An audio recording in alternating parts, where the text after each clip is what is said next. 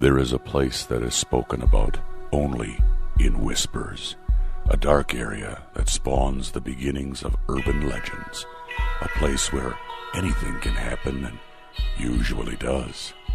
During the light of day, it hides just outside of view, but when the sun goes down, spirits, creatures of the night, roam free, and things do go bump in the night.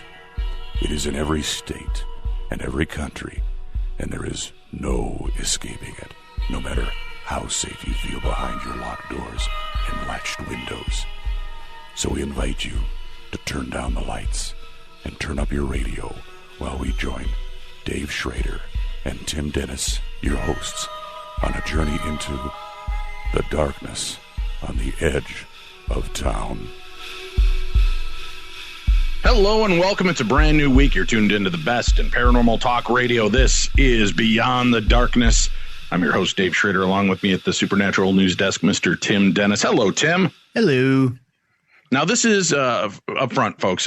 This is the only show I will be a part of this week, as Tim recorded all of this week's episodes last week while I was in merry old England. I am back and will be back at our respectable seats, if you will, beginning next week. But this is the only episode I'll be a part of this week. And Tim's got a lot of great guests lined up for you this week, so enjoy that.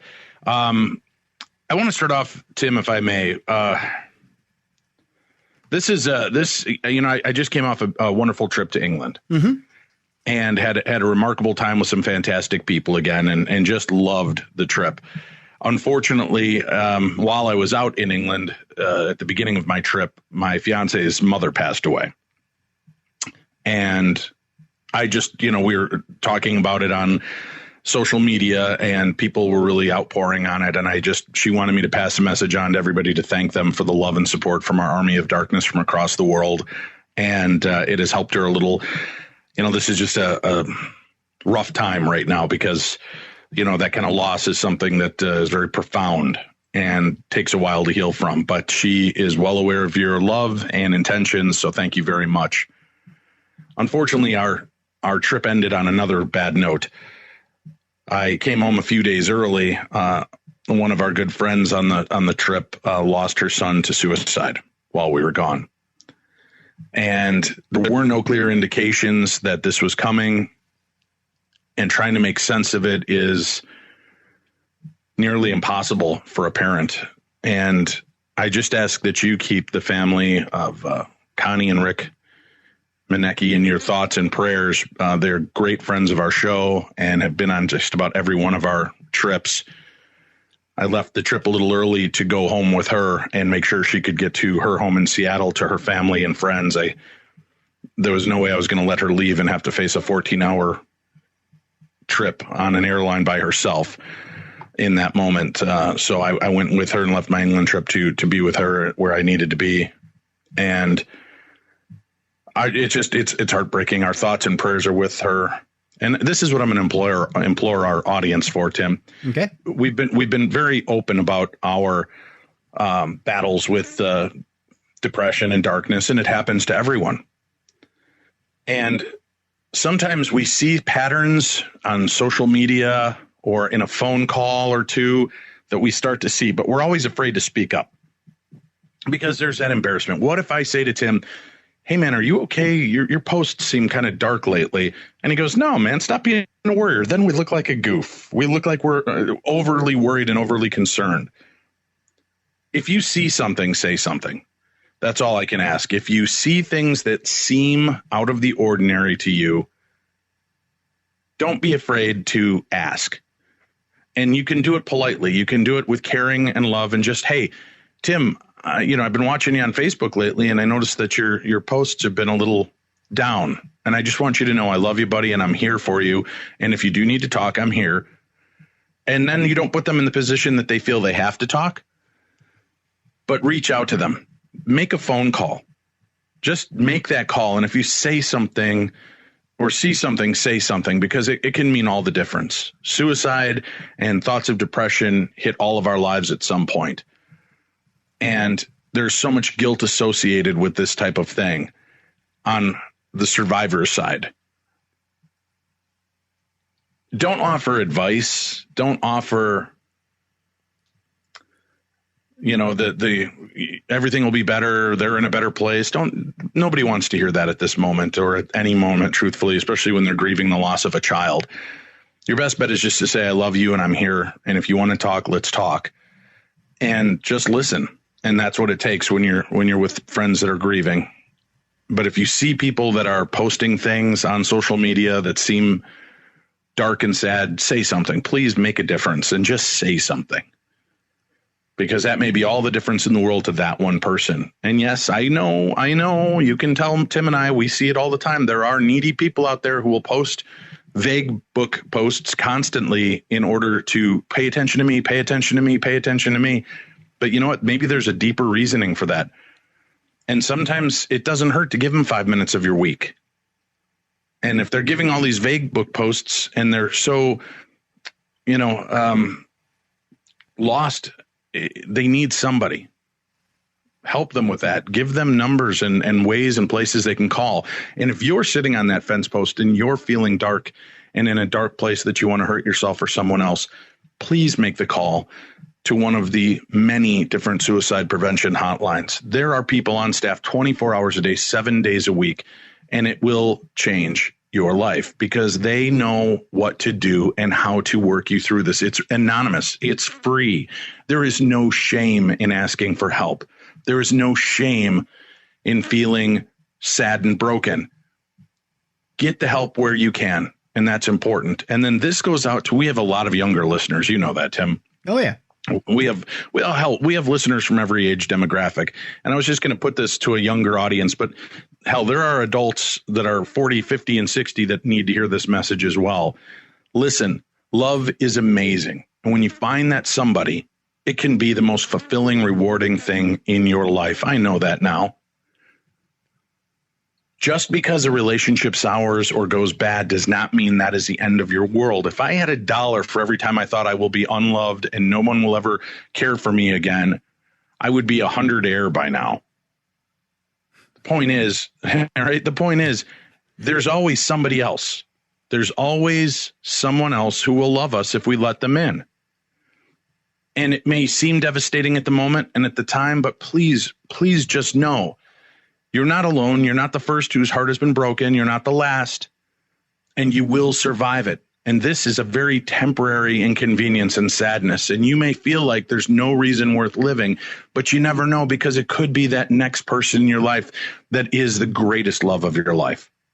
And had I checked out all those years ago when I was facing depression and I tried, I would have missed out on 8 beautiful children. I would have missed out on the love of my life. I would have missed out on doing this radio show and coming into contact with so many of you. I would have missed out on the friendship that I've had with Tim for going on 30 years. So just please realize that these are temporary moments that will pass, and you are lovable, you will be loved, and you will carry on. For any age that needs to hear that message, but especially folks, they don't teach this in school. Sit your kids down and teach them that lesson. It doesn't diminish love. It doesn't mean that love isn't real, but love is what love is. And it goes and it comes. And it doesn't mean that your life has to end when one relationship ends. So please talk to your children about this. We'll go back to regular programming now, but I just thought it was important because it breaks my heart to see the losses that we've been suffering around the world. And it's a dark day as well today as we are doing the show. A little later in the day, both of us were caught up in the tragedy that has unfolded in Las Vegas. So we just ask that the Army of Darkness raise up Las Vegas and the survivors and the people that lost their lives in a senseless tragedy there. Last count, I think 59 deaths have been reported, 515 injuries from this mass shooting. Pray for the family of the shooter that survives this and will have to face that for their entire life. Pray for the families that lost someone, and pray for the survivors that watch their friends and loved ones perish in front of their eyes. And just pray for a healing, and pray that there is something different coming in this world that will push away this darkness. We've seen, Tim, in our intention experiments, when we've asked for rain, we've seen rain. We've seen record rains. Yeah.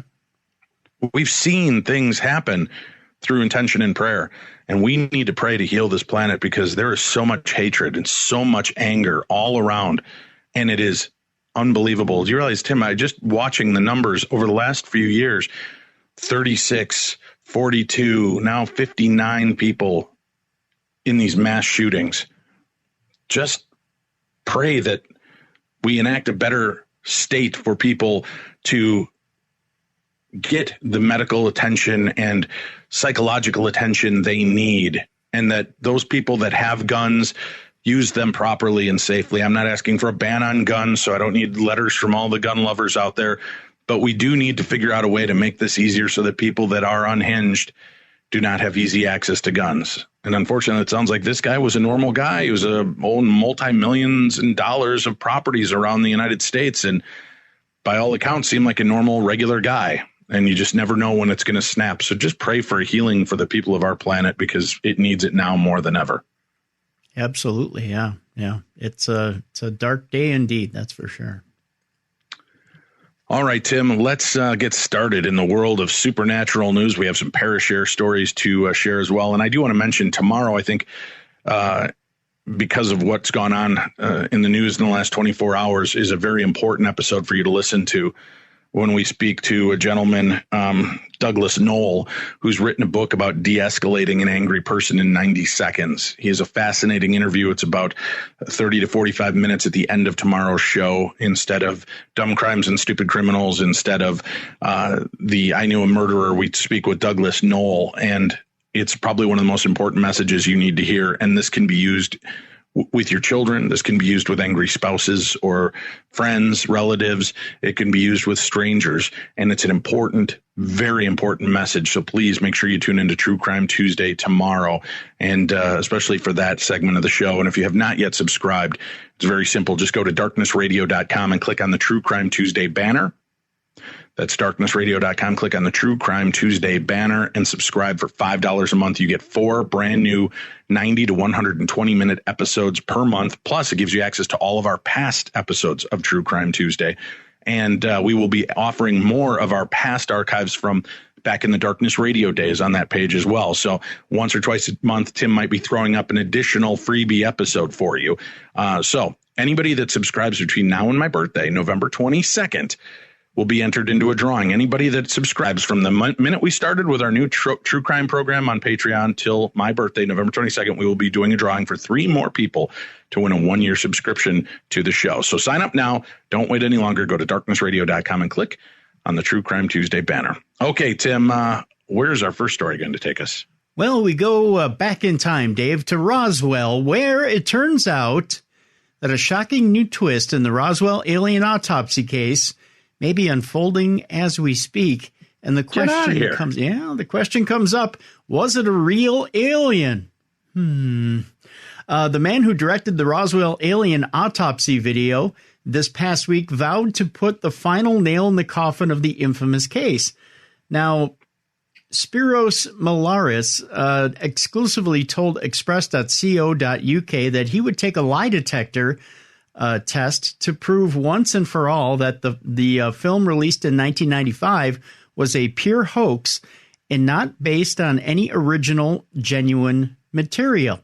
The film's producer, Ray Santilli, claimed this past week that the 1995 film was based on genuine footage, but his claim has been refuted by Mr. Malaris, who maintains genuine footage did not exist. Mr. Santilli, who is CEO of Orbital Media Group, claimed this past week that although the 1995 film was made using actors, it was a restoration of original footage of the Roswell crash site and alien autopsy that had been obtained, but it was of too poor of a quality to screen. The film showed... Right. I remember that part of the story. Do you remember that when it came out? I do, yes. Yep. Yeah. The film showed men in white coats apparently dissecting the alien, leaving UFO hunters convinced it was the smoking gun evidence they were looking for of the Roswell incident. Truthers have been searching for proof since it was first claimed aliens crashed a flying saucer in the New Mexico desert near Roswell in July of 1947, before the U.S. government covered up the evidence by storing the flying saucer and dead bodies in a secret military base. It remains one of the world's biggest conspiracy theories, but to the disappointment of alien hunters, the 1995 footage was later exposed as an elaborate hoax. Mr. Molaris this past week hit back at claims it was a recreation of some unseen genuine footage, saying that none existed. He said, "I will also prove that there is no real 1947 footage. There never was." Mr. Santilli has called this film a restoration. He says, quote, "There was never any real film to restore. It isn't even a recreation. It is a work of art. I would welcome a lie detector test alongside Mr. Santilli. I hereby offer myself for such a test," he went on to say. The row comes as Mr. Santilli claimed he has a still from original 1947 poor quality footage, possibly showing a genuine alien from the Roswell UFO crash. British businessman Mr. Santilli released the image after Express.co.uk reported on a one-man theater show that Mr. Molaris is performing in London, in which he explains how the famous hoax was carried out. In the show, Mr. Molaris tells how the video was produced inside a North London flat, thousands of miles from the secret U.S. base it was purporting to be in. Cow and lamb organs, it says, from a butcher were used to represent those of the extraterrestrial. In a previous interview with UFO researcher Philip Mantle, who exhaustively investigated the autopsy video, Mr. Molaris said, "The question is, did I make it from original film?" And the simple answer to that is no. I've never seen any other film. Ray maintains that he got original film. My question to Ray is, how would that film marry with what I made? It can't. I haven't actually seen the film. The story's a bigger story. If there was a real film, he went on to say, there would be more money in it. Also, he went on to say, why would I jeopardize being part of that and go off on my own? There's no reason to. That's the first thing. Mr. Santilli responded, insisting that there was original 1947 footage that was recreated, and he would also take a lie detector test to prove it. He said, I'm more than happy to take a lie detector test. In 2006, Spiro recorded an interview where you can hear him confirm that the footage existed and that he saw it. It was an interview that he gave to Adrian Sington, a book publisher. He said, I have no idea why Spiros would now wish to change his mind and rewrite the sequence of events. So there you go. That is weird. But I think, this has already been laid to rest. Is there anybody left on the planet that believes that was real footage? I'm sure there is. I'm sure there is. There's got to be one or two, you would think. Right. Well, hey, let me mention, if you don't mind, Tim, our good friend Josh Gates sent me a bit of information regarding a brand new series that premieres this Wednesday, October 4th at 9 p.m. Eastern. It is a new special that he's done, Expedition Unknown: Hunt for Extraterrestrials.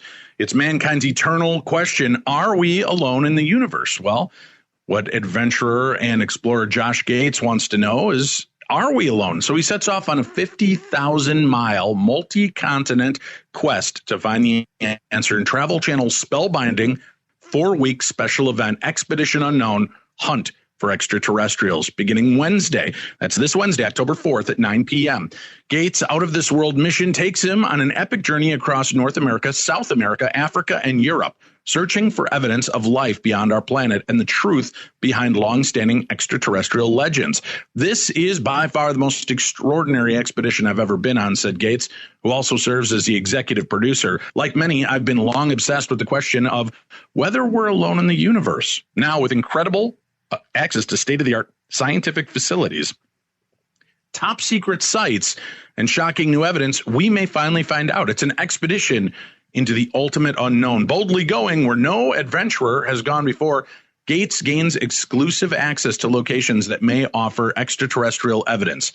He explores ancient signs of aliens in remote caves on Easter Island, tests futuristic deep space telescopes in Chile's Atacama Desert and hunts for meteorite fragments at a crash site in the wilderness of Zimbabwe. Gates also interviews eyewitnesses who claim to have irrefutable evidence of UFOs, goes behind the scenes at NASA's Mission Control in Texas to connect with astronauts in orbit, and travels to the 70th anniversary celebration of the Roswell incident in New Mexico. And here's the very latest from scientists who are bringing us closer than ever to these answers. For fans that can't get enough, a series of after-show specials, Expedition Unknown, Hunt for the Extraterrestrials, The Debrief, will premiere each week at 10 p.m. immediately following each of the Expedition Hunt for Extraterrestrial specials. Each hour-long episode will revisit Gates' journey in a candid behind-the-scenes forum as Gates and his team dig deeper into their astounding findings, further analyze key evidence, and reveal never-before-seen footage from the expedition. You can visit travelchannel.com/shows/expedition-unknown-hunt-for-extra-terrestrials. You get all that, Tim? For these, so, yeah. For show extras, including behind-the-scenes photos, UFO factoids, and exclusive videos from Josh Gates, you can follow at Travel Channel and hashtag Expedition Unknown for more exclusive content and updates. Josh Gates is probably going to join us next week to talk to us a little bit about these episodes, why it was so important for him to do that. And a new season of Expedition Unknown will return in December of 2017. But you can watch that special Hunt for Extraterrestrial series starting this Wednesday, October 4th. Check your local listing and times, set your DVR. And here's something I just found out about, Tim. If you can set that DVR, record it, and watch it within, I think it's like 3 to 5 days, okay, the numbers actually help these shows to stay on. Oh. So make sure you watch it within 3 to 5 days. The sooner, the better to get that on your DVR. Expedition Unknown, Hunt for Extraterrestrials. Special event begins Wednesday, October 4th with Josh Gates. We'll talk to him again next week sometime on the show. All right, let's get to another story. Mr. Dennis, where are we going now? We go to England, where a guy is convinced that his ghost, or rather a ghost, not his ghost, but a ghost haunts his candy shop, and he's got the pics to prove it. He says there's something spooky floating in the photo, and it takes a second look, however, before you spot exactly what it is. A freaky surveillance photo from a store in Somerset has captured what appears to be a ghostly little girl. Now, footage from the sweet shop in Taunton shows jars of sweets apparently floating through the air in the early hours of the morning before arranging themselves in a circle on the floor, while another image shows the specter in the shape of a small girl standing on the shop floor. Lord Miles Parker, shop owner, said the building dates back to the 1500s and originally was used by the monks of Taunton. We've had a few paranormal incidents, including locked doors opening, footsteps in the hallway, and bottles in the window lying down instead of standing up, and so on. The footage from our security cameras shows were captured at 1:08 a.m. The camera only captures images, not video, and shows jars of sweets floating in front of the window and arranging themselves in a circle on the floor. Parker claims he's not the only one to notice ghostly goings-on in the shop, which was previously the Naval and Military Pub. He added, we've had previous clients of the pub come in and recall stories of tankards flying off of the wall and tables and chairs being stacked up in a pyramid. We've even had customers come in and tell us that they can feel a presence. Phil Measy, a member of the Ghost Finder Paranormal Society, said the images of the floating jars appeared to be genuine, but he was less convinced that the image showed a little girl. He said, sadly, the photos are very dark. I think they meant except, but they, flipped it around. Except for the last one, but they do appear to show the jar flying through the air. Despite the spookiness, Parker says he has no concerns about sharing his shop with the supernatural. Parker said ghosts don't have a natural ability to eat our stock. Well, I suppose you don't lose profits that way. So, why not keep them around? Right. So until they develop that, we'll live in harmony with them in the most haunted sweet shop in the West. This comes after a woman was chilled to the bone after spotting a mysterious figure lurking in the hallway after watching her video. There you go. That's where you'll find Tim and I most likely, either there or someplace naughty, I'm guessing. Yeah. Will be one of the places with candy shops or Hooters, one or the other. Oh, exactly. Dear Dave Schrader, tick, tick, tick, you are such a sexist pig. Tick, tick, tick. I loved your show until you made that one comment, and now I'll never listen again. Tick, tick, tick, tick. God, just because I say what I'm thinking and what every man is thinking, I'm the bad guy here. If they could only combine Hooters and a sweet shop, I would be perfect. Oh, yes. Yeah, then I would haunt that place for eternity. And I could eat without losing my leg. That is true. That'd be good. I could. All right. Where are we off to next, sir? Well, you like haunted dolls, right? Do I? Yeah. Wait, do I? Oh, yeah, I do. Yeah. Okay. You got a few of them, don't you? Yes, too many probably. I should start getting rid of a few, which I think I'm going to do. I'm going to auction some off for our Halloween for Hunger campaign, which is coming up, Second Harvest Heartland. Every year we do this annual drive to help Second Harvest Heartland so that you can help us, help others right in our community. The money stays right in the United States and goes to feed our neighbors right here in the heartland of America. And the way you do that is by going to darknessradio.com, click on our Halloween for Hunger banner, and you can make a donation. Even if you give just $1, just $1, it'll supply 3 meals to a person in need. So keep listening and watching and following my social media, because during this event, I will auction off items like haunted dolls and other cool memorabilia to make available so that you can have it for yourself. And the money that we raise from it, every dollar goes directly to the Halloween for Hunger campaign with Second Harvest Heartland. Go check out our site, darknessradio.com. Click on the Second Harvest Heartland Halloween for Hunger banner to get more information. And please make those donations. Honestly, we're getting 250, 300,000 downloads of this episode. If you can just do $1, if everybody just did $1, we would make almost 1 million meals possible for families and people in need. Think about that. So please help us out. Donate 1, 10, 20, 50, 100, whatever you've got. Help us and do this deed. Our goal this year is $15,000. Last year we hit 13,000. We'd love to hit 15,000 with your help this year. All right, Tim. So what have we got going with haunted dolls? Well, we go to Raw Marsh, where this guy named Lee Steer, who has his own little paranormal group, has not only a haunted doll, but a haunted teddy bear. It's a combo platter, really, if you think about it. A haunted doll, which is said to scratch men, has now been joined by 2 more scary objects, which are said to growl and grunt, Dave. They're pretty maniacal. Mm-hmm. Wow. Mm-hmm. Growling and grunting. Oh, that's not real maniacal. I mean, if that's the worst of it, shut up. All right. That's more than our Vikings did yesterday. I know that much. Wow. All right. Their previous owner was so scared of them that she buried them for 4 months before digging them up and giving them to a Rotterdam. How do you, is that how you pronounce it? I want to piss off our people over there in England. Yeah, why not? Rotterdam. Sure. Just say it like you believe it. Doesn't matter if you get it right, Tim. It's the conviction in which you say the words. Okay, Rotherham. Yeah, okay, good. Rotherham it is. Yeah, that felt good. Okay. Based paranormal research group. The doll and Teddy have been added to Project Reveal's Spooky Museum and will be the focus of future research. As the advertiser reported previously, Project Reveal recently took possession of a doll called Christine, which has been said to scratch people. Yeah, she's pretty maniacal, all right. Mm-hmm. Now, member Lee Steer of Green Lake in Raw Marsh has collected the 2 new objects, a doll called Charlotte Rose and a teddy named Mr. Ted. He's so maniacal, Mr. Ted is. Wasn't Charlotte Rose the Mr. Ted? Yeah, that doesn't really come off as diabolical, does it? No, a bear is a bear, of course. No, I don't know. Is it the famous Mr. Ted, right? The famous Mr. Ted. I don't know. And then, of course, Charlotte Rose was the first single by David Lee Roth after he left Van Halen. So, yeah, he's got it going on over there. He said that strange things began happening as soon as the group started driving the objects back to, that Rotherham place that I can't or don't want to pronounce correctly. So skip your emails, by the way. Lee and members of his team collected the 2 items from the medium who has been investigating Christine. Lee said the 2 new additions were dug up by a medium who was so terrified of them that she had to bury them 30 minutes away from her house. Why 30 minutes? I don't know. The medium bought them from an antique shop in Micklefield.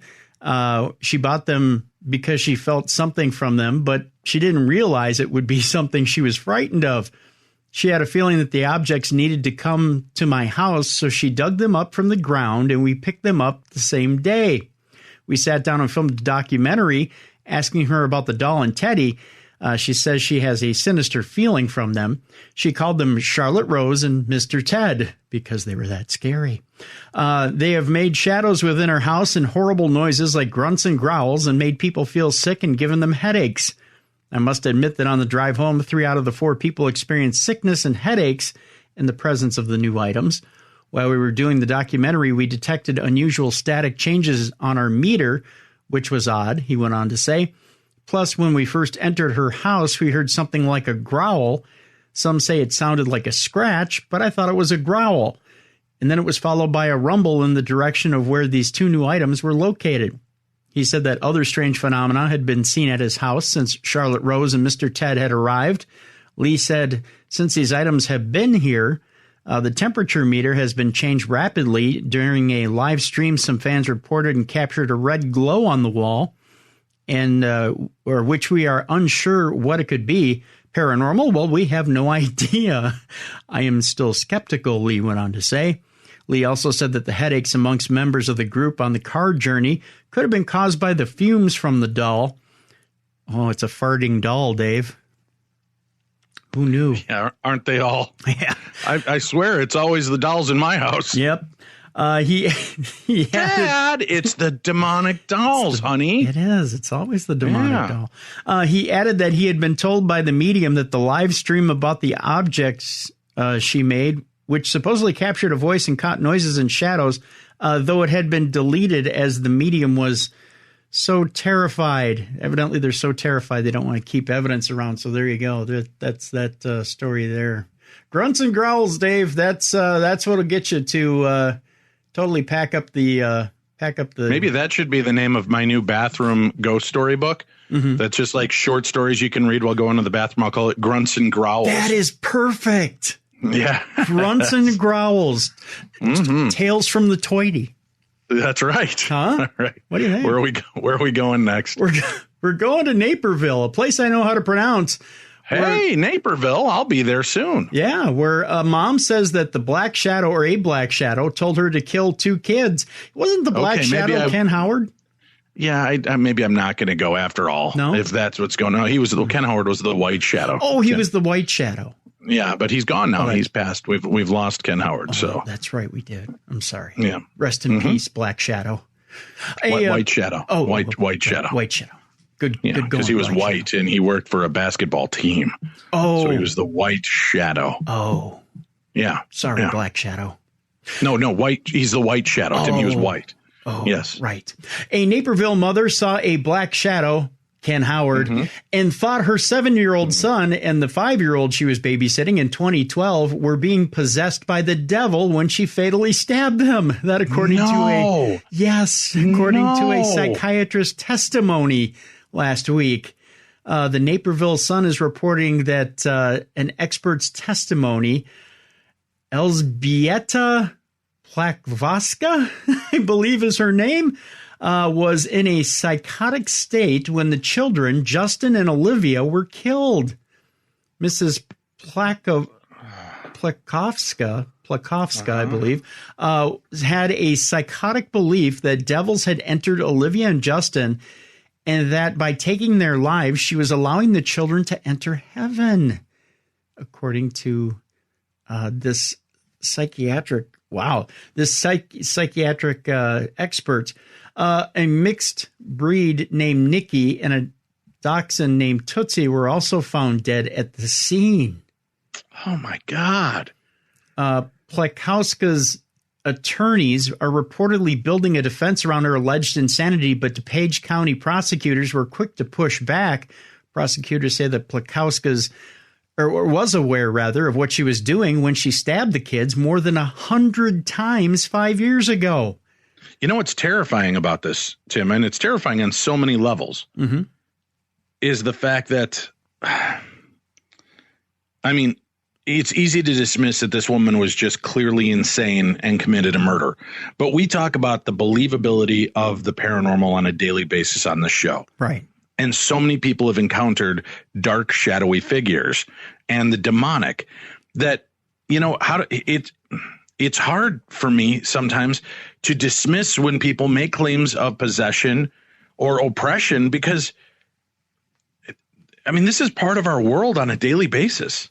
These are things that we hear stories of constantly. And you know what? As long as nobody dies, we'll believe it. But the minute it's involved in a murder, then it's hogwash, and they're using some kind of shenanigans in order to get out of it. That's really terrifying to me. That what if that is true? What if she was encountering a dark, malevolent force? This sounds like it's stripped straight from a horror movie. Yeah, that pushed her to do this. Well, even so, when we talk about shadow people, rarely do you think shadow person and malevolent to the point of demonic, where a mother needs to take out her children. Normally it's shadow person, icky experience at the most, right? Well, like you're right. In the case of Annie Wilder, right? A lot of people hear the voices, and sometimes these voices or demonic forces push them to kill and attack. And it's chilling. I'm working on a guest for an upcoming show to talk about something like this. That's very much about, I don't know. It's where science and science fiction begin to blend. Mm-hmm.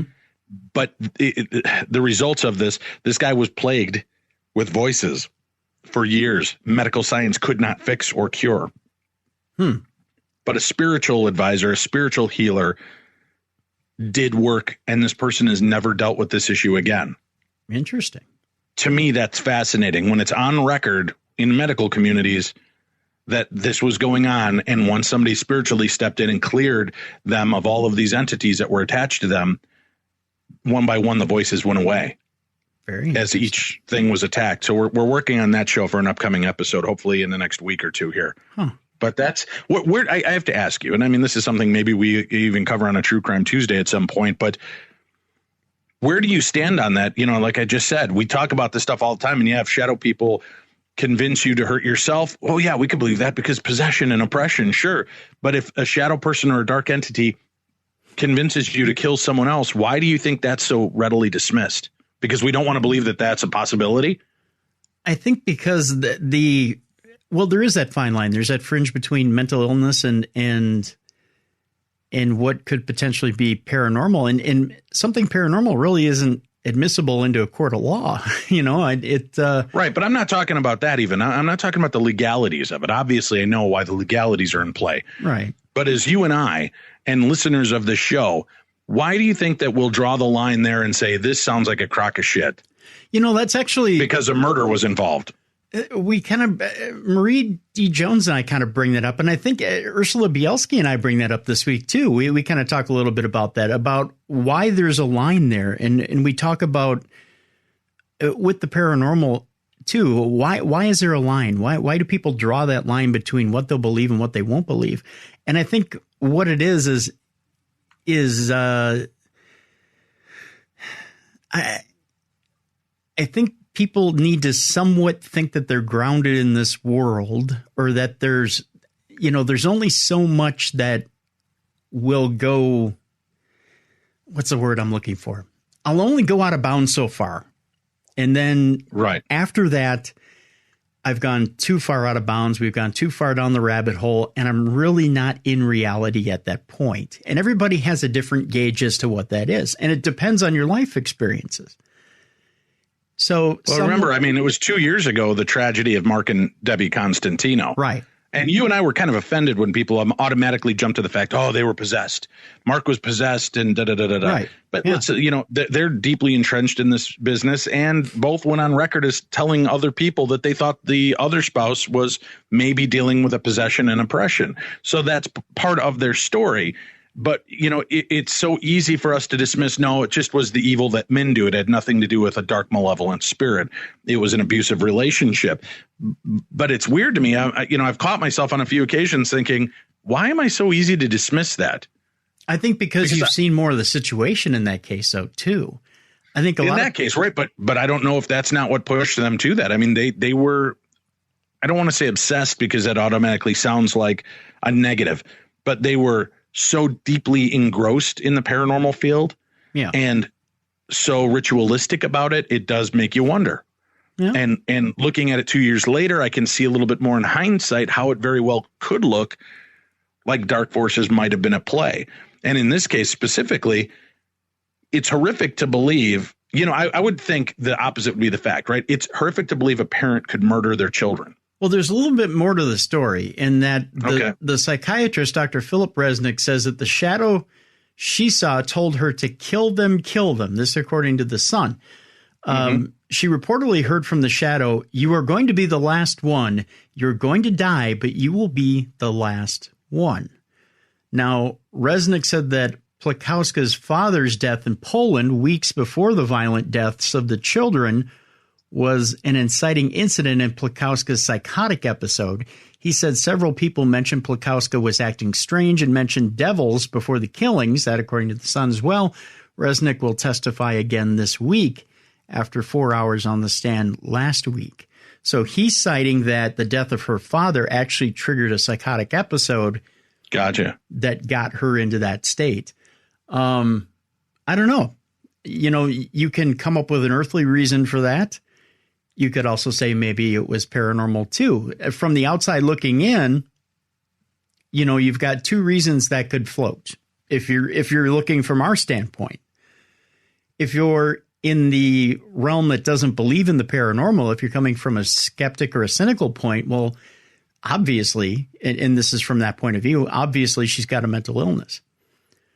If you're someone who's more of a believer, you would tend to think with everything that she's described that she is truly being haunted by a demon.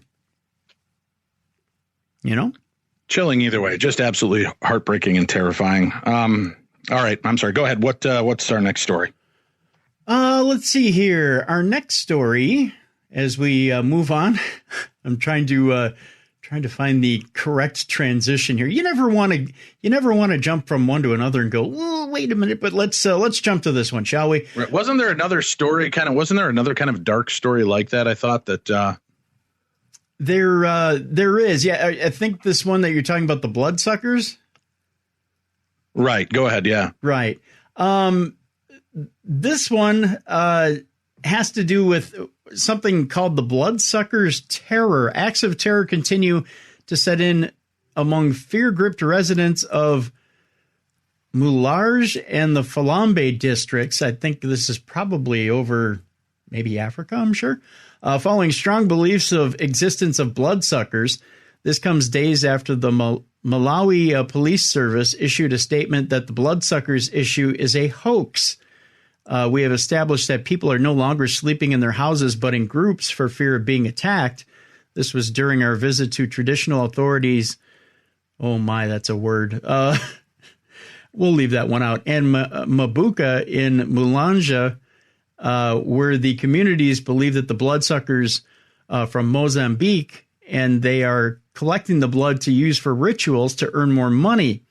Malawi News has been told by the communities that they have been failing to catch the perpetrators because they are using magical powers. They are allegedly turning into cats or dogs before disappearing. Now, see, when I read this, automatically my skeptical radar goes off too. We observe that the communities have become paranoid.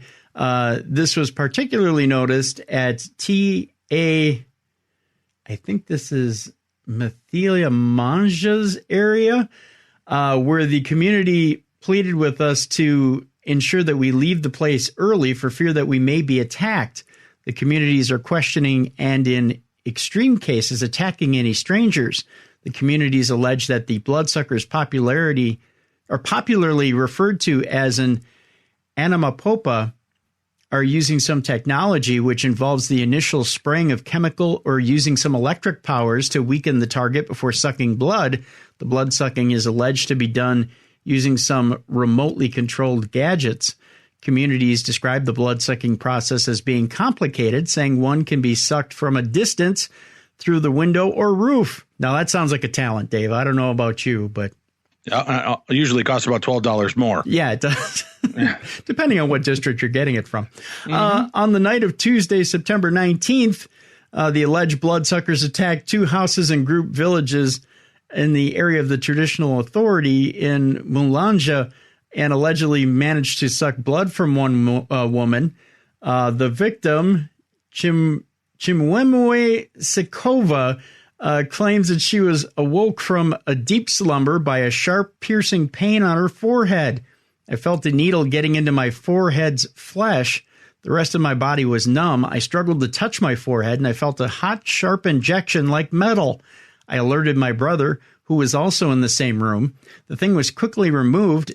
Everything happened so fast, claimed the 20-year-old single mother. Her impoverished home is surrounded by other houses and looks secure. Her 4-roomed home is almost empty except for her clothes, blanket, bamboo mat, and kitchen utensils. I was very weak. The numbness on my body was still there.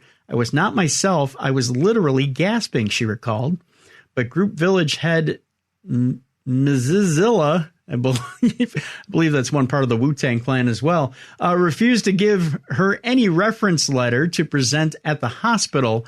He warned me against telling health workers or any authority about what had happened. He instead advised that I present what I felt to receive appropriate treatment, she said. The village headman, confirmed to have refused to give any letter to Sikova, saying as far as he is concerned, there is no bloodsuckers in the area. For 2 weeks now, we have had these rumors, but no one has been arrested. I was surprised when people came demanding for a letter for me to certify that bloodsuckers attacked this young woman. I refused to issue that letter. I had no convincing evidence, he said. Good God. Our findings the absurdity is out of control. It really is. Our findings indicate that she went to Conde Health Center where she presented signs of a high fever, dehydration, and weakness. Her health passport booklet indicated that Sikova had a laboratory blood analysis, which revealed that she had an infection and low levels of glucose, but her blood level was normal. The results also show that she has no malaria and that her blood pressure was normal. And medically, there is no trace that she had been sucked of blood. She was given a short admission and received a liter of water through an IV drip.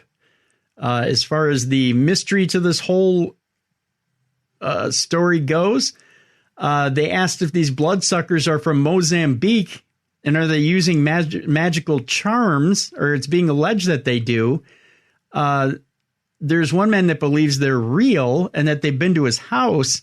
He said they sprayed their weakening chemical, but we noticed it earlier and managed to escape. My eyes were hurting and I ran out of breath. He said they can't be arrested because they're using strong charms. I'm told they are turning into cats or dogs before they vanish. Those that were captured were caught by naked people. By naked people, Dave. Wow. Yeah. Now the story's believable. That's where the line just crossed. That's to right. Make the story completely believable. Evidently, Sure. You got to get naked to get them. Otherwise, they will keep being on the run, he went on to say. The man's name is Fury. He went on to say the community has been advised not to shout or make him be attacked.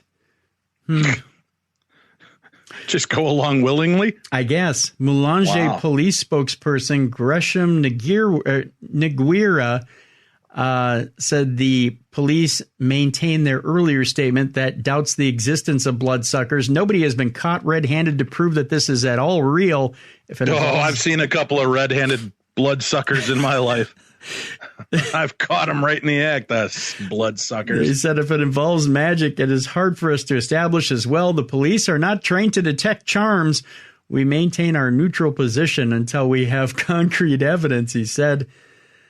Last Saturday, an angry mob, a Mabuka, burnt 3 people to death on suspicion that they are bloodsuckers. Several houses of people believed to have had a connection were destroyed. In Falambe, 2 ambulances were attacked on suspicion that they carried the bloodsuckers. Meanwhile, Mulanje police say it arrested 24 people in relation to the violence associated with that issue. There you go. Wow. Yikes. Holy cow. Bloodsuckers, Dave. I'll tell you what, anytime you think you're in a really bad neighborhood in a bad area, just remember you could be living there. No, thanks. Wow. Oof. Makes our job seem not so bad, doesn't it? Oh, no, it is a great job compared to, being a bloodsucker. I mean, Yeah. if you're into that sort of thing. All right. Where shall we go? How many more stories do we have? We still got about 4 stories left here. All right, let's power through them real quickly here. The only one I noticed, I sent you a story that was actually from a couple months back. It was the one about the NASA seeking an Earth protector. We already did that story. Oh, yeah. Yep. So, okay, just giving you the heads up on that one. All right, okay. Where shall we wrap up with our last couple of stories then? Well, we'll stay on the magic tip, so to speak. Dave, we'll continue. Well, you know what I'm saying. Not at all. Okay, well, I'll clarify then. Black magic has been banned in India, or at least in one province, but propagation of miracle by Babas has been allowed. All about Karnataka's anti-superstition bill. Do I not make any sense to you? Well, let me hammer it out here for you. We go to New Delhi, where it was after the murder of nationalist M.M. Kalburgi in 2015 that the Congress government in Karnataka came under intense pressure to pass the anti-superstition bill. On Wednesday, the Karnataka cabinet cleared the Karnataka Prevention and Eradication of Inhuman Evil Practices and Black Magic Bill of 2017. It's about time, Dave. That's all I got to say. God, right? Yeah. The bill is expected to be approved by state assembly in the first week of October here to put an end to ill practices such as witchcraft, black magic in the name of religion, and other such nonsense. News 18 points out that what the bill prohibits and what it allows. Basically, the bill prohibits man-made sanana. I don't know if you've had any of that, but it's pretty good. Some temples in the southern states hold communal meals which are open to people of all sex. Brahmins are served food over plantain leaves, and then devotees, Dave, from lower castes are made to roll over the leftover food plate leaves. This practice has now been banned. Done. It's all over with. Firewalking, forget about it. On April 22nd of this year, Basavana sustained severe burns after he fell onto the burning coal embers that he was walking on at the Kalikamba temple in the Mandya district. This is not a lone incident, and walking on fire has been an old tradition in several parts of Karnataka. Now coercing any person to perform fire walk at the time of jatras or religious festivals causing physical injury stands banned. Also, I know, Dave, you were concerned about the Baibiga. That too, that cruel practice. I know that cruel practice of piercing rods from one side of the jaw to the other side. Done. We're not doing that anymore, Dave. Good. That includes. Good. Sign me up for the not doing that anymore. That includes the tongue, which has been banned. No piercing the tongue anymore with the big piercing rod. The primary belief behind this practice is that God enters the body of the participant and protection from the evil spirits. Also, if you're wondering, and I know you are, Dave, I know you're waiting there with bated breath to hear whether this is included in there as well. I'm sorry, I brushed my teeth right before the show. Well, I know that. My story just totally skipped it. It's witchcraft, Dave. My story just totally disappeared and went to another Indian government story. But is it good witchcraft or bad witchcraft, Tim? This is bad witchcraft, Dave. I can't even get back to that. Hold on just a second here. That's all right. I think we got the gist of it. Anyway, so dark magic, bad. Good magic, okay, but we're going to stop that too. But we're going to stop that too. That was bizarre. Evidently, the bad magic people didn't want me to read that story. Mm-hmm.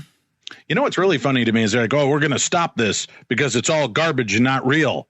Then why do you need to stop it? Yeah, why do you need a bill or a law? I'm just a bill. Yes, I'm only a bill. And I'm sitting here on Voodoo Hill.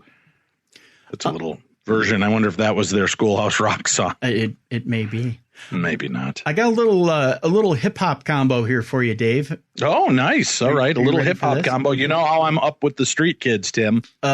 Sure.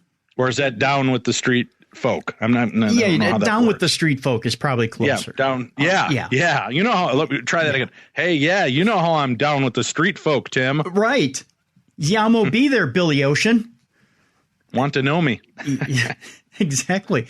Now you too can listen to Voyager's Golden Record, Earth's Greeting to Alien Civilizations. You just need 2 turntables and a microphone. I think that's what Beck once said. Oh my God, is this the gold record from K-Tel from the 70s? It is. Awesome. Yeah. And then you get a Mr. Microphone. You'll be like, hey, aliens, I'll be back to pick you up later. That's a really old joke, by the way. If you're not like, wow, you're dipping deep into the trenches of. I know. If you're not in your 40s, you don't get that at all. Mr. Microphone. Can you believe? Before we get into the story, can you believe? You guys, if you haven't seen it, go look up Mr. Microphone commercials. Go look it up on YouTube. You'll be thankful that you did. Can you believe that was at one time a thing, Tim? I know, right? I'm just going to take over my radio in my car with the top down and talk to hotties on the road. Hey, good looking. I'll be back to pick you up later. Nothing says ultimate narcissist like Mr. Microphone. Right. I did have one. I have to admit. No, really? Oh, God, Tim, I wanted to be in radio since I was a little kid. So, yes, I used to do it, but I would sit in the comfort of my own room telling I'd make my own radio shows. I used to do like theater of the minds without good sound effects. People have heard us do that on this show. Yeah. When I just try to do it with my mouth while you're reading a scary story. Oh, right. But that's what I used to do. And I used to use my Mr. Microphone and then record it onto my black block recorder. Oh, yeah. Yeah. So Mr. Microphone. I wasn't out cruising chicks in my car trying to pick up a chick, but I definitely, I was honing my craft, Tim. That's what they call it when you're alone, right? Honing your craft. Right. Yeah, I think that's what it is. Your craft didn't get too curved when you did that, did it? Wow. Just saying. Sometimes it could, because it's like a lathe enough. All right. And where were we in this story now? More than 40 years ago, humans launched a mixtape into the vast reaches of space. There was no 50 Cent on it, no Notorious B.I.G., not even Tupac. It was just a bunch of old white guys who put stuff on wax. Yeah. In the form of a pair of golden records. The two Voyager spacecraft were launched within days of each other in 1977, and each one carried a message from Earth to any alien civilization they might encounter in the form of a 90-minute recording. 90 minutes? That's one hell of a mixtape, containing some of the sounds, messages, and pictures from our planet. Voyager 1 is now 13 billion miles away from Earth, and Voyager 2 is some 11 billion miles away.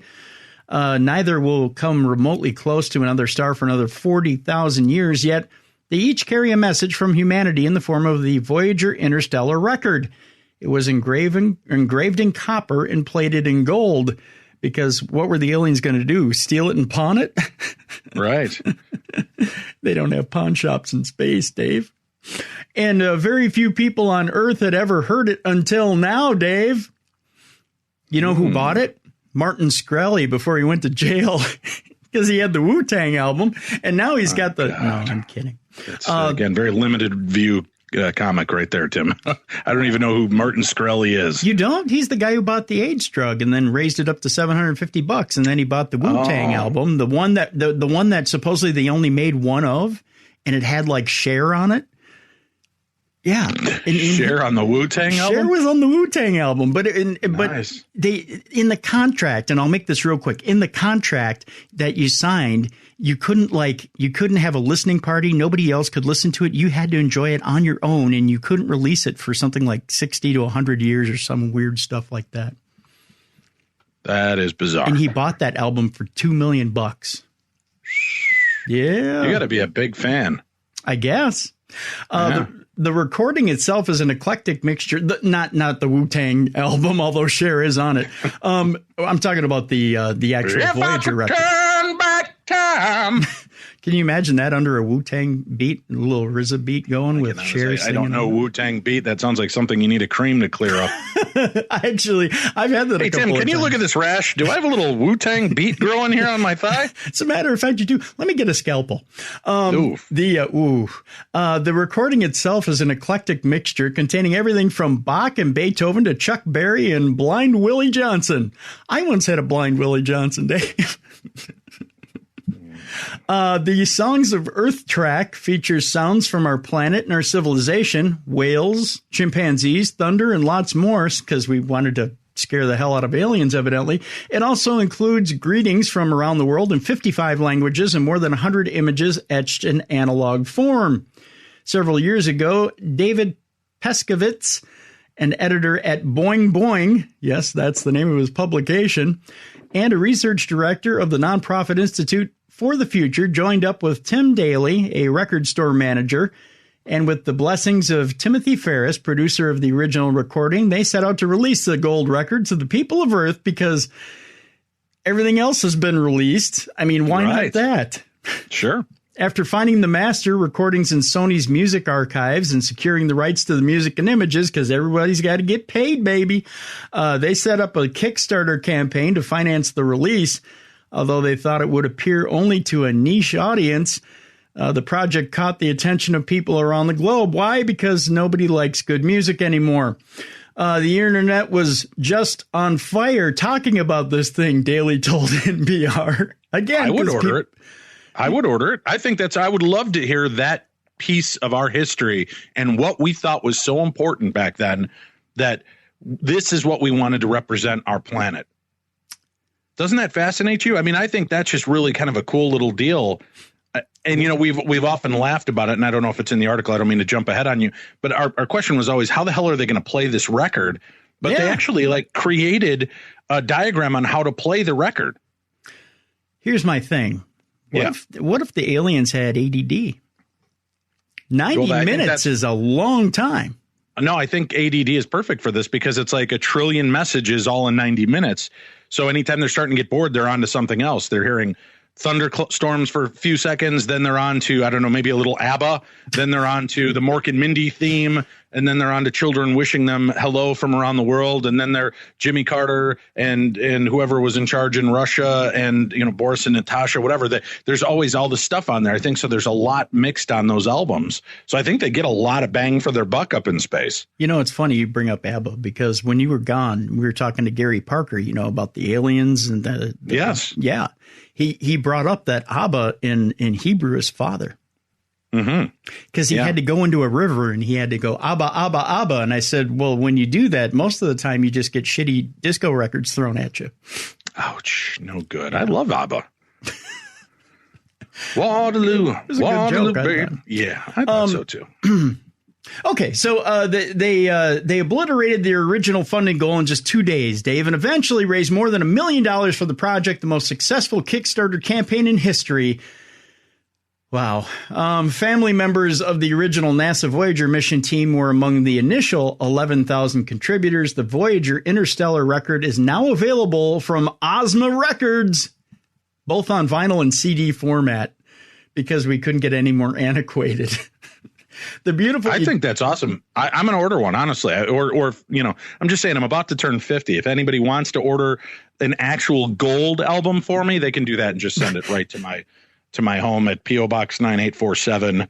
Oh, that's a song from the 60s. I'm just kidding. Don't really send me a gold record. Yeah, that'd be bad. Wow. But I'm going to order it. I do want to hear it. I just think that would be an interesting, you know, it's one of those, maybe I'll wait for somebody to leak it on YouTube because I'm a douche. That's what you should do. So, you know, someone's going to totally pirate it.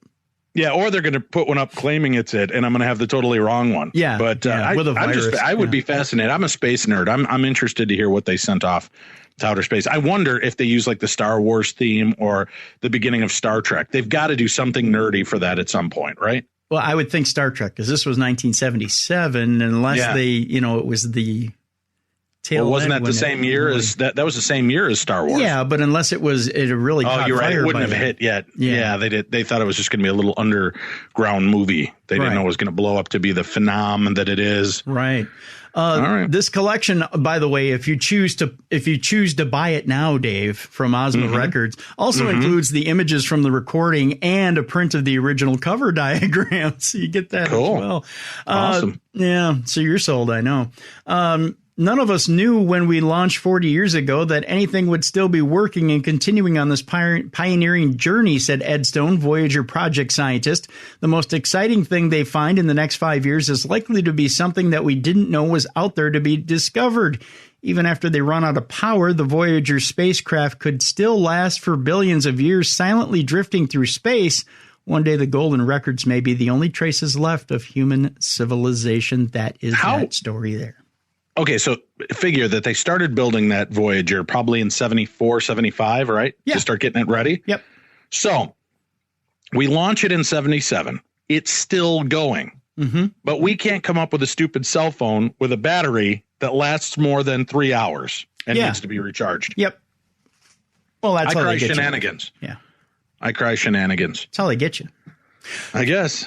Now, Get you one way or another. This is how we connect the whole thing now. Are you ready?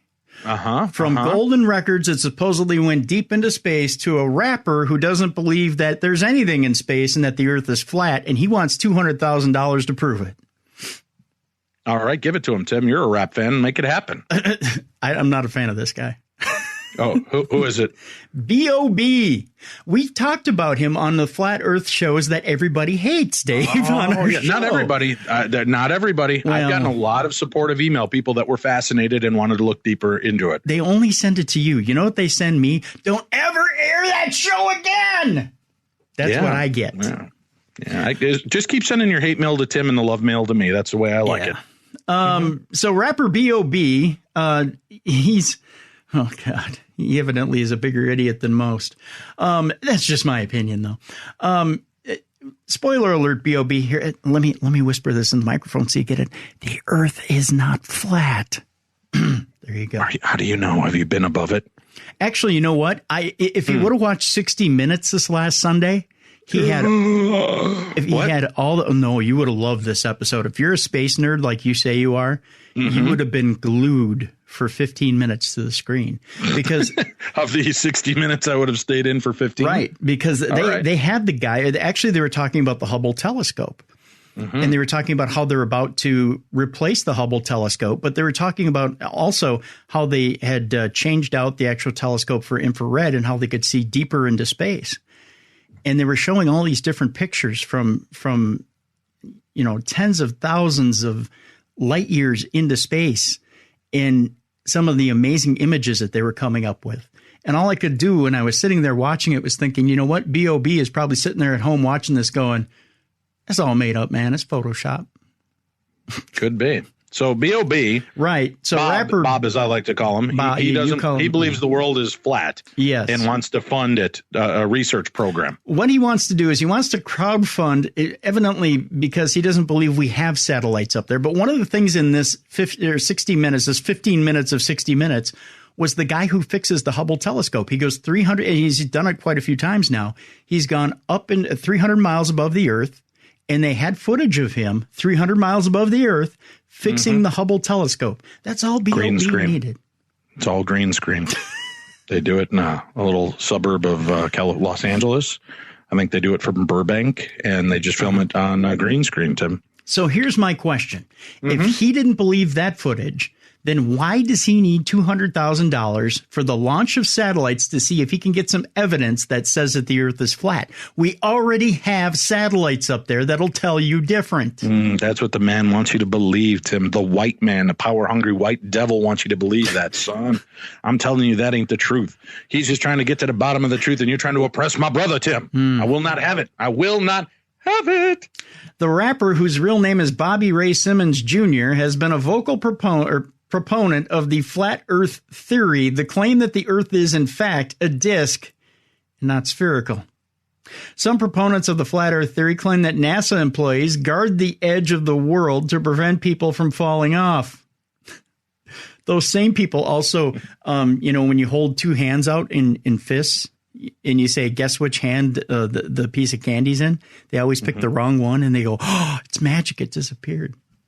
Wow. Remember to send your hate mail to tim@darknessradio.com for those of you that love me, because I believe all of you there's sending the love to Dave at darknessradio.com. Yeah. Seeking to raise $200,000 on the GoFundMe crowdfunding website, B.O.B. refers to himself as Flat Earth Bob.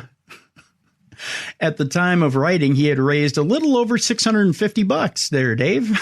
But the campaign was trending on the GoFundMe site because lots of people like to look and laugh, evidently. I'm starting this GoFundMe because I would like to send one, if not multiple satellites as far into space as I can. Oh, he's going to get them out there. Or into orbit as I can to find the curve, he said in a video on his page. I'm looking for the curve, he added, which is funny because in his picture, as you stand there, you see the curve right behind him.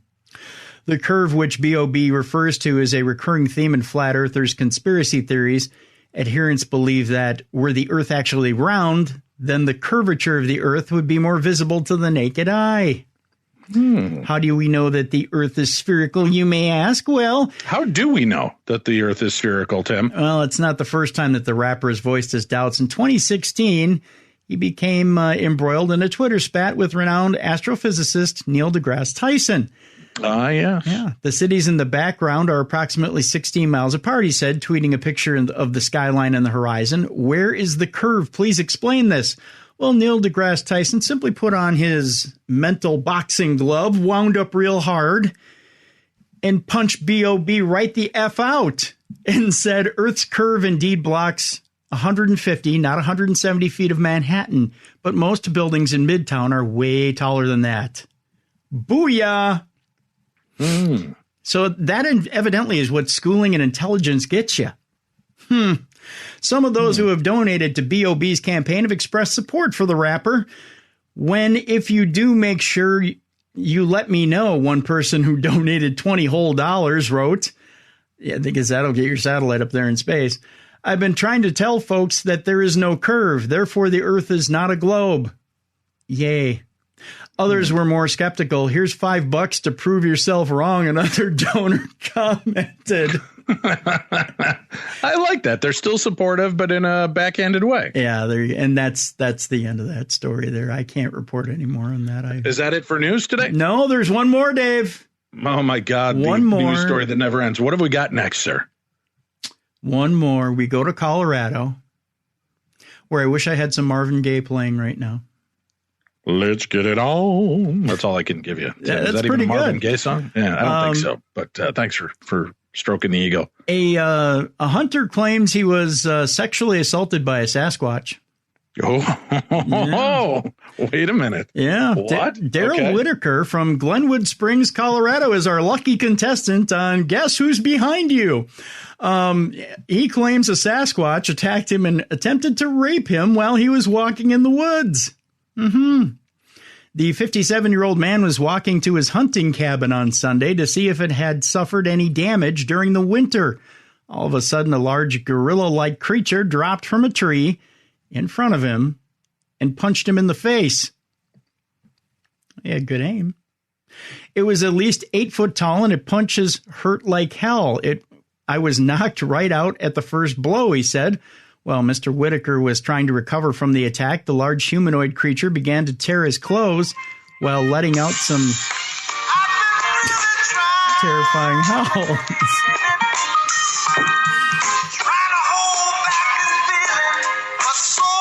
Better be careful with that music. You know, Marvin Gaye's estate is Sue happy. When I regained consciousness, he had already torn my pants and was tearing through my underwear. I stabbed him in the shoulder with my hunting knife, and that made him run away. I'm so flustered by this, I can't even read.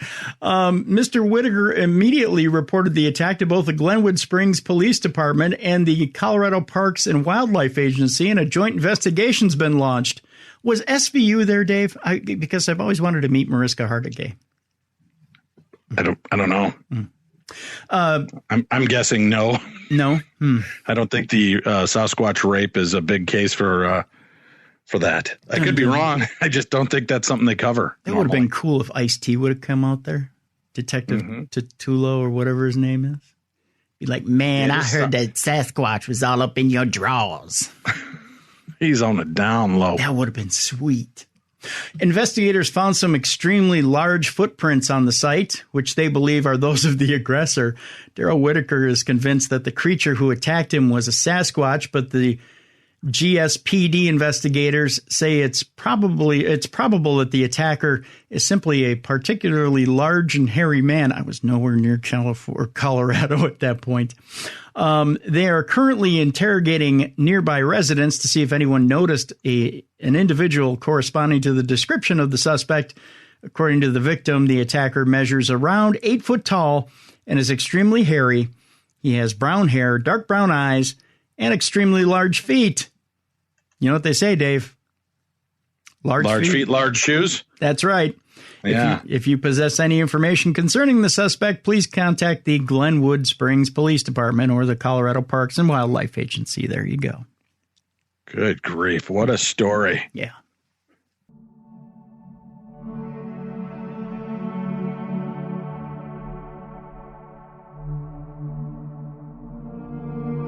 beyond the darkness.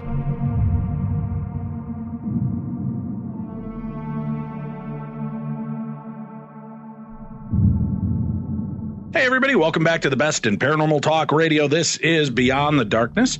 I'm your host, Dave Schrader, along with Tim Dennis. And there's a great opportunity for you to meet both Tim and I.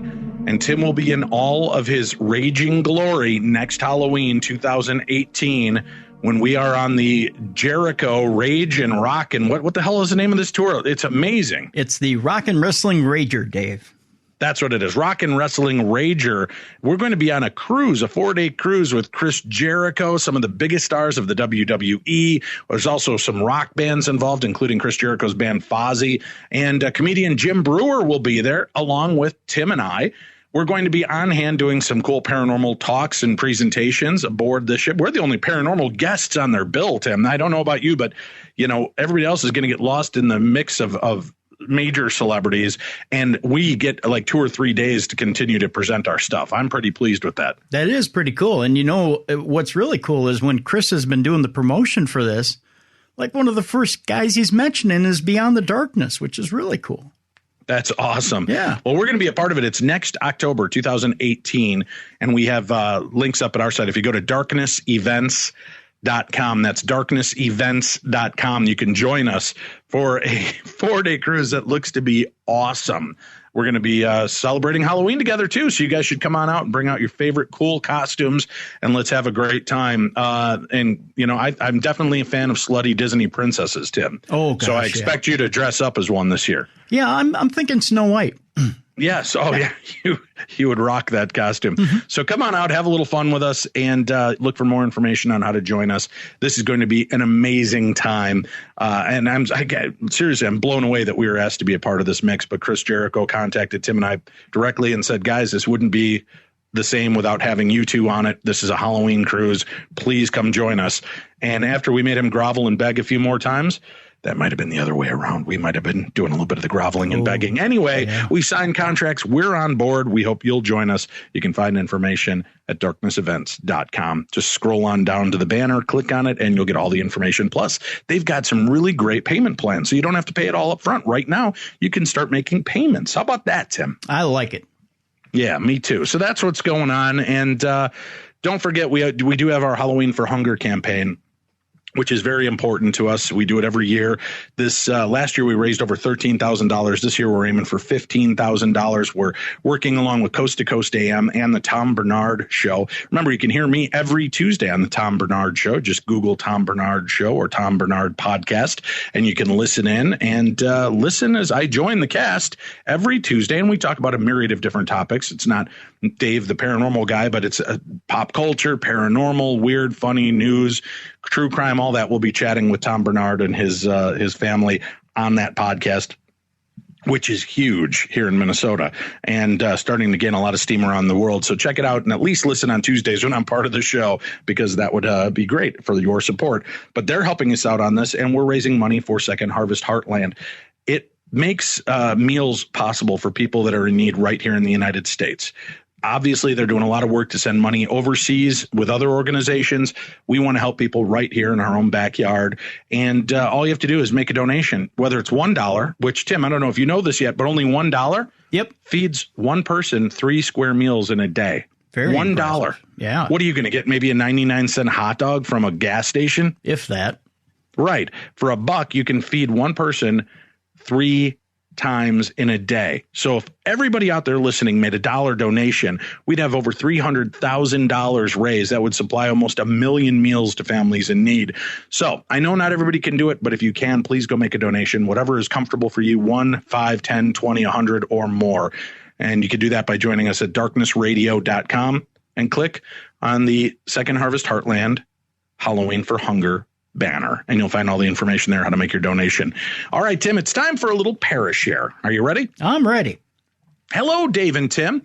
I want to start by saying that your show was there to keep me company through some long sleepless nights when I was recovering from leukemia.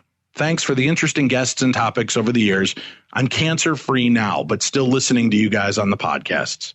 Wow. Thank you. That means a lot to us that you made us part of your life during that time and continued on with us. Here is my strange encounter. In about 1971, when I was around 12 or 13, I frequently babysat for a couple who lived in my neighborhood. They had an infant son and 2 dogs. The dogs were from the same litter and looked almost identical. I was not a superstitious girl, and I didn't give much thought to the paranormal, but what happened that night really creeped me out. When I arrived at the house, I was surprised when only one dog showed up in response to my knocks at the door. Those dogs were usually inseparable. When I asked where the other dog was, the guy told me she had just died. I could see the woman was upset, so I didn't press for details.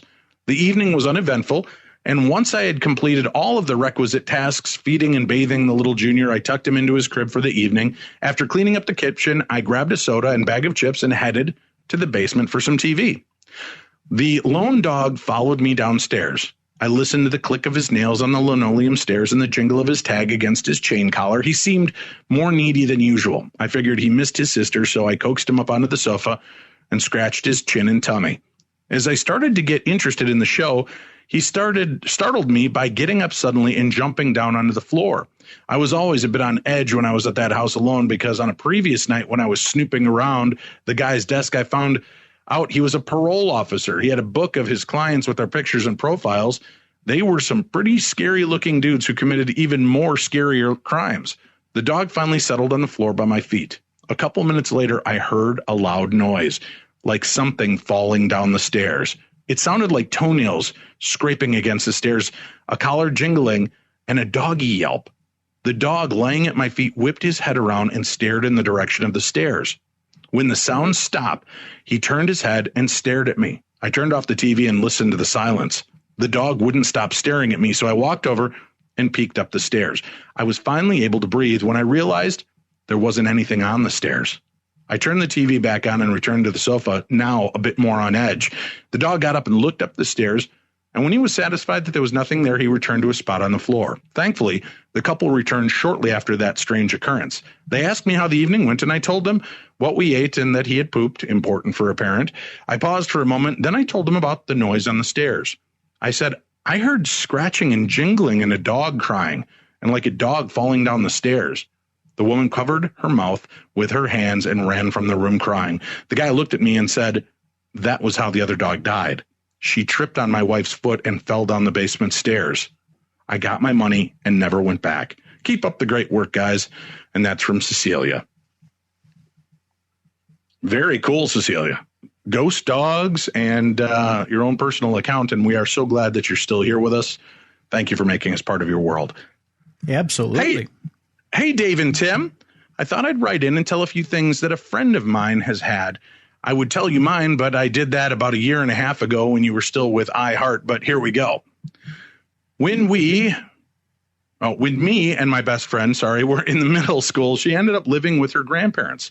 Her grandparents' house sat on what used to be a part of Hickman's Mill in Kansas City, Missouri, which suffered greatly during the Civil War and more than likely got attacked by William Quantrill at some point. When her grandparents moved in, they found a human hip bone and a cannonball at the base of a tree. With that said, the house was haunted. We were talking on the phone one day, and she told me she had woken up to a pulsating black orb up above her, which darted behind the mirror and disappeared when her brother knocked on the door to ask a question. Her bedroom was next to the stairs, and she would hear something running up and down them or hear steps following her up from doing laundry. She had also seen a woman in an 1800s-style dress sitting in a chair and disappear. After a while, her grandparents and her moved to another house. And you guessed it, not far from another Civil War battlefield. The only thing she actually experienced there was she was sitting on the couch with her infant son by her. While sitting there, she heard footsteps come down the stairs all the way to the carpet. She was the only one home. Years later, she met her current husband, and they lived in this 2-bedroom apartment. As far as I know, no battle or accident happened there. But one time her son came in and said that this boy wouldn't stop bothering him, and then proceeded to pick up a toy hammer and bop the thin air, to which he said, there. At one point, her and her husband were in the bedroom watching TV, and they thought they heard someone in the hallway. When her husband got up and went to the door, something slammed the door hard right by his ear. Well, that's just a bit of what she experienced. Here is also something creepy. My family owns a farm to go to get away from the city noise for a weekend in northern Missouri. The guy who originally built the place, which was built in the 1800s, hung himself in the shed that we still use to this day. Anyway, thanks for getting me through my overnight shift. Love, Kelly. Well, thank you, Kelly. We appreciate you tuning in and being a part of our show and sharing your stories and your friends' stories with us. That always helps us out as well. We love to hear your stories. Remember, you can email in your personal accounts to dave@darknessradio.com. Please feel free to use spell check and make paragraphs. I don't know if you've heard about these newfangled things, paragraphs, Tim. No idea. It's the breaking up of one's giant story into a more palpable, biteable segment for me to read. What? It makes it so much right. And if you use these things called periods, commas, exclamation points, those can really help the story out quite a bit more, Tim, because then I know where the proper breaks are, and it just makes life easier. So anybody that sends me stories using, the apostrophe where it's needed, the comma where it's definitely needed, periods and such, and they use those their newfangled paragraphs, I'll probably read your story above everybody else's, just like Christina did with this story. Hi, Dave. Heard you asking for scary personal encounters, and although I've had quite a few, there's one place that takes the cake, as they say. I think I've written to you before about this location, but it has affected every single person that has ever stepped foot on the property. I honestly don't remember how we stumbled onto this place. I remember driving by it and thinking, man, that place is creepy. Wonder who lives there, but never taking it any further than that. I'm not sure if it was me or someone else who suggested we find out more about the place. We eventually found out who owned the home, and the owner was a friend of my husband's uncle, who was more than happy to show us around. Eventually, he gave us a key to the place, and it was abandoned, and he knew he could trust us to be respectful on the property. The property sits up on a hill overlooking a small town in West Virginia. As you climb up the driveway, there's another building that sits off the right in horrible condition. The whole building is caved in, which in itself is curious, as this caved-in building is much newer than the one that is still standing. The main building is an old plantation house built in the 1880s and has had some renovations to the property. Apparently, it was rented out for a while before the owners discovered the previous tenants had wrecked the place. You enter from a side door, which leads into what was probably the dining room with the kitchen off to the right. The kitchen is massive, the size of 2 kitchens, and has a door leading to a dirt basement. Immediately after stepping into the dining room, there is a small staircase to the left, I think. This was probably the servant entrance and exit area. Then off to the far left is a door leading to a small living room, which has an old chandelier laying on the floor. Off the living room is the main grand staircase and another small sitting area. Upstairs has 4 rooms, 2 bathrooms, and another small staircase leading to the attic. What is crazy is the attic has old writing on the wall, what looks like recipes or lists of food. This place is basically a maze. Anyway, we toured the place the first time in the day and felt it was creepy, but I just shrugged it off as it being normal as an abandoned house. Going up there a week later in the dead of night, now that was a different story. Stepping out of the car, I had the worst feeling in my gut I'd ever had, like I had no right to be there. I didn't want to look up at the house, but I did. And there, standing in one of the windows, was a woman dressed in Victorian clothes. And I wasn't the only one to see her. Several of our friends did. That was the first time seeing an apparition. Cautiously, we walked into the house, and it felt like walking through tar. The air was so heavy. That night, we got voices on the obelisk. K2 spikes. The place has no electricity, I should mention. Doors slamming, the chandelier moving, and something or someone grabbed my hand. Later that night, we decided to explore the grounds surrounding the property, and myself and another investigator had something run up on us. I can't explain what it is to this day. It sounded like crashing through brush and running footsteps heading right towards us from the back. We both jumped and turned around, but nothing was there. I was never so scared in my entire life. I literally turned around with my fists balled, ready to throw down. We went back to the property pretty much every weekend, and it never failed to disappoint. I really hated going there, but at the same time, there was an air of excitement because we never knew what would happen. The activity was seriously out of control. One weekend, our friend decided to be brave and open the door of the basement, and it was like he broke the seal, as they say. The activity increased to the point we were run out of the house. We heard screaming and yelling upstairs when no one was there. Heavy footsteps on the stairs. People got scratched, and the obelisk kept repeating, "Get out, get out, get out." I think it had to do with what was found in the basement. Old slave shackles. The house, as we would come to find out, had quite a history. No one in the town would talk to us about the house, which we found odd. After some researching and digging, we found out the house was built by a relative of my husband's on his father's side. One of his great-great-great aunts married a guy whose father built the property. It was run as a family home, then a B&B, a horse breeding property to supply horses to nearby resorts, then again as just a family home. A stop on the Underground Railroad at one point, then the history sort of falters and disappears until the current owner bought it.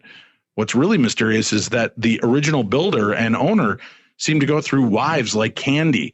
Maybe that was true for back in the 1800s because of life expectancy, but it just added to the mystery. And from the evidence we got, it definitely seemed like there was marital fighting going on. We always caught a man and a woman yelling along with a frightened female voice, and the angry spirit in there, I was convinced, was the original owner. The last time we were there was in 2012. And from what I heard, it's still sitting abandoned. I'm not sure how true this is, but when we moved away from West Virginia, we had constant activity at our house. No matter what we did, something kept coming back. But in 2013, my husband and his friend went over on a public ghost hunt at Asylum 49 in Toole, Utah. They kept getting EVP of this angry man, so similar to what we heard at the plantation house that my husband decided to break out the obelisk and shack hack ghost box. From this session, and I've heard the evidence, it was clear to us that the angry spirit from West Virginia followed us here. He hung around watching over Sean because they were distantly related. What is even more crazy is the spirit asked to stay at the Asylum 49. He liked it there. And honest to God truth, we haven't felt the spirit since. Okay, this is way longer than I intended. Please feel free to pass it on. And for privacy's sake, I will not mention the name of the house. Thank you. That comes from Christina. Well, thank you, Christina. We appreciate it. If the house is still open and abandoned, Christina, and it's still owned by friends of yours, Tim's looking to buy a new house. And this sounds like the perfect place for him. It's a little fixer-upper, Tim. Oh, but is it's got plenty of room. Just a little fixer-upper. Yeah, well, I don't know why you wouldn't try it out. Haunted? But you love that, Tim. That's your weekend gig. You could let people come in and tour your house. Oh, yeah. Sleep in your room on the floor while you nap at night. Oh, that's true, yeah. People would pay just to have you there napping, I think. And then they could ghost hunt while you're sleeping. Here comes one. Dear Dave and Tim, I heard you mention the upcoming Dream episode, and I wanted to get this in before then. Sorry, we already did that. Whoops. But I do have an episode I'm going to be doing with Coast to Coast AM, where we will be doing more of the dreams and nightmares. In fact, we're going to go welcome to my nightmare on my episode. I think it's the last Friday of October. So make sure you tune in for that. You can call in and I'll read some of your stories. You can email them to me. If you've got a really weird dream you would like our dream interpreter to take a look at, I'll read the stories. Just try to keep them concise. But I'll read this story for now, Tim. He says, I heard you mentioning the upcoming Dream episode, and I wanted to get in on this before then. I've always had a fascination with dreams and messages. I would always turn to my older sister who dabbled in the paranormal, but especially in dream interpretations. Beside dream visitations, I used to have tornado dreams. Anytime I was up against something big in my life, whether it was a huge challenge, problem, or roadblock, I'd have a dream where I was trying to seek shelter from a tornado. I would always find shelter at the very last moment in the dream. As soon as I found shelter, I'd wake up. I've not had these dreams in quite a while now. I think 2015, when I was laid off from my previous job, was the last time I had one with a tornado. I myself have had multiple visitations from loved ones who have passed on, especially my grandfather on my dad's side, who passed away in July of 2004, and my older sister, who passed away in July 2016. I became close with my grandfather in the last year before he passed. At that time, I was in a bad place with a lot of my friends and family. When my grandfather's heart started failing, I made it a point to go see him every other day. I used this as an excuse to get away from some bad influences at the time and helped turn my life around. In the final months and weeks, I'd sit there with him and talk about everything imaginable. I didn't want to have any regrets like a friend of mine with her grandmother. He has appeared in my dreams many times since July of 2004, and he usually appears in my dreams when I am up against a major challenge. I remember the two dreams specifically.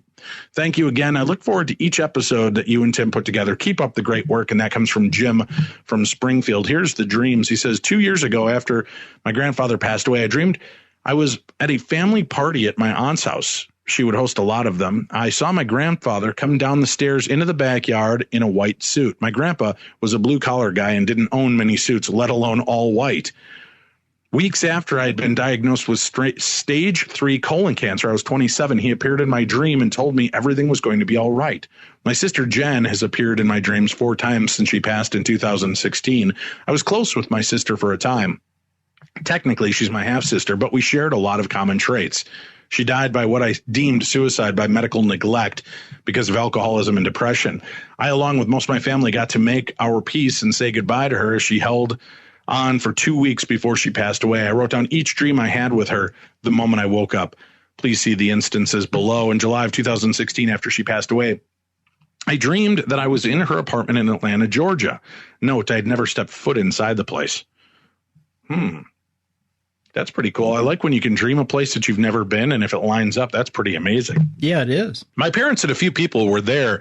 In the dream, she had passed away. My parents were waiting for her to be taken away, but I was standing there, and my sister was standing next to me in what I thought was spirit form. She looked healthy, and I was the only one who could see her. She was yelling with frustration, but she was okay, and she was right there as her body was covered on the bed. In March of 2017, I dreamed that my sister was calling me on the phone during a social gathering I was hosting. Someone picked up the phone and gave it to me. At first, I heard nothing. Then I heard her, and she was asking why I hadn't invited her to the party. In my mind, I was acknowledging that she was dead.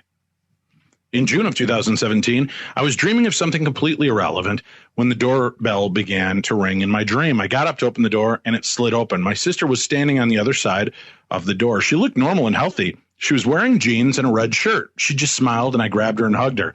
I started crying and told her how much I loved her and missed her. She was comforting and said she tries to come back to visit when she can.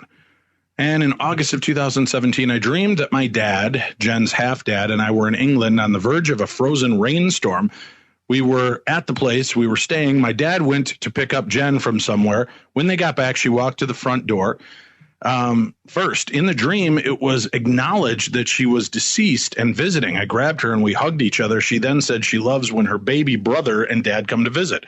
She was wearing jeans and possibly a faded purple T-shirt. And finally, my dad had a dream about her the evening before he and my mom came down to visit my wife and I. He said that he was waiting outside the house they live in and where we all grew up.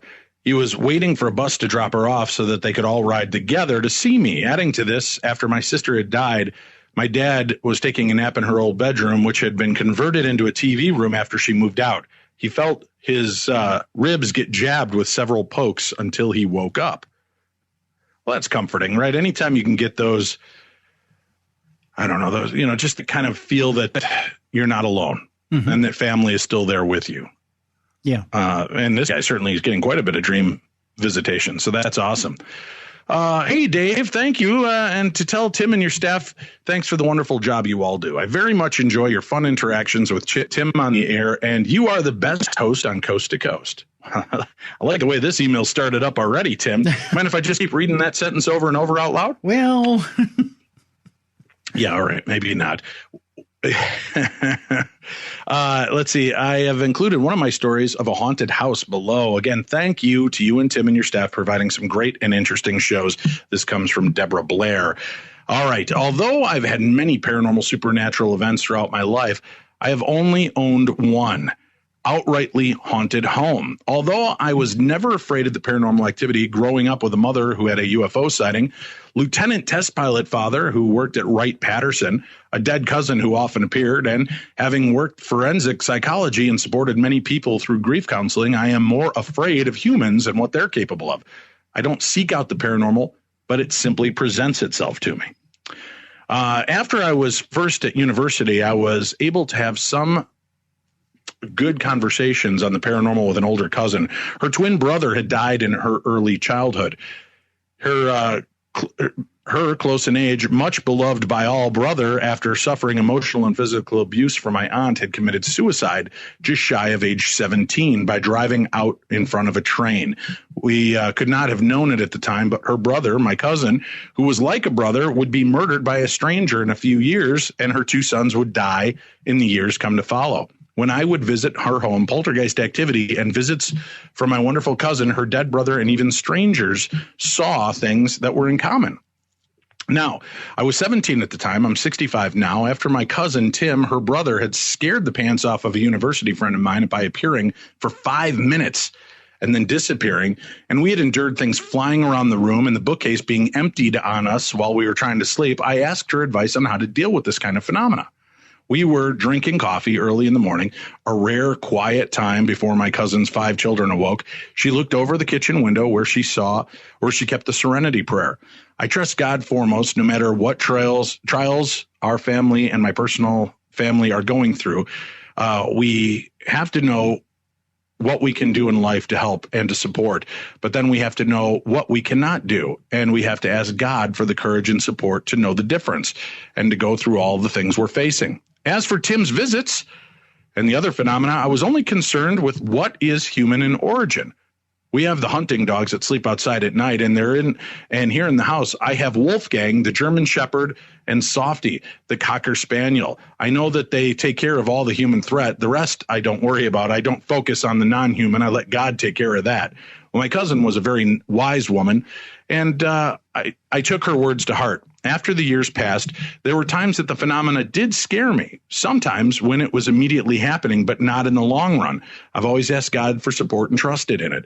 I had to suddenly leave the USA for a foreign country. Some of the family were white-collar criminals. Threatening family members had been something I lived with from birth. Although being in a non-English speaking place was not something I would have chosen, the house I lived in was built in the late 1800s or early 1900s.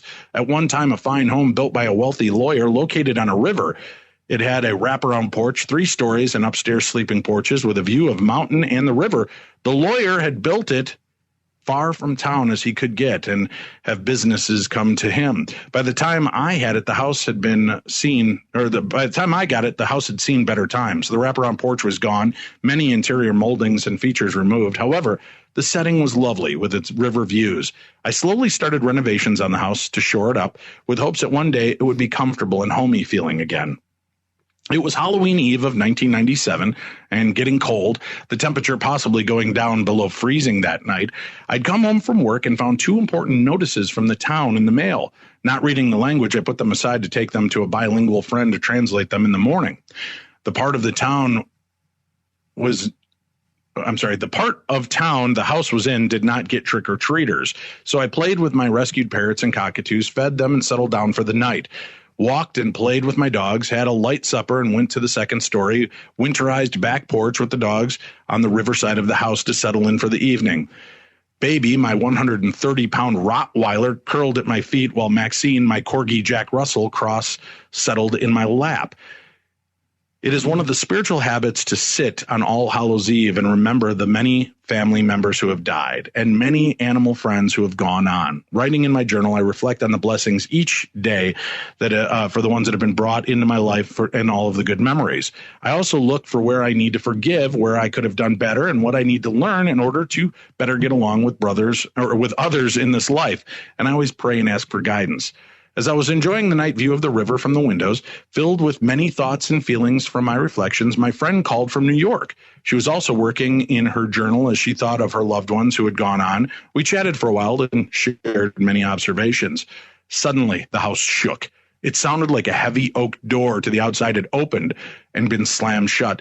Then the second oak door into the interior of the house seemed to open and shut with a slam bang, again shaking my house. My Rottweiler raised his head, wary, and lightly growled. On guard, the terrier barked and settled into listening.